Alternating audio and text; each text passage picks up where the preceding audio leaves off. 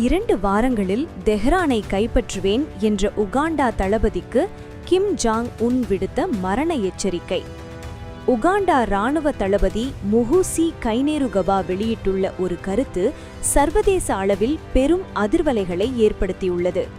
வெறும் 2 வார காலத்திற்குள் ஈரான் தலைநகர் தெஹ்ரானை எமது படைகள் கைப்பற்றும் என அவர் தெரிவித்துள்ளமை பெரும் சர்ச்சையை ஏற்படுத்தியுள்ளது.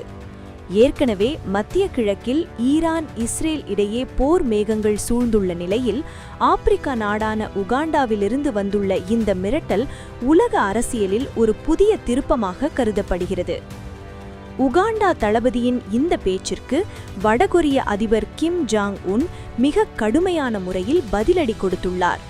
உகாண்டா தளபதியின் கருத்தை முற்றாக நிராகரித்துள்ள கிம் உடனடியாக அந்த பொறுப்பற்ற கருத்தை திரும்பப் பெற வேண்டும் என வலியுறுத்தியுள்ளார். ஈரான் நாட்டுடன் வடகொரியா கொண்டுள்ள நீண்டகால நட்பு உறவை சுட்டிக்காட்டிய அவர், ஈரானுக்கு எதிராக விடுக்கப்படும் எந்த ஒரு மிரட்டலையும் வடகொரியா வேடிக்கை பார்த்து கொண்டிருக்காது என தெளிவாக தெரிவித்துள்ளார்.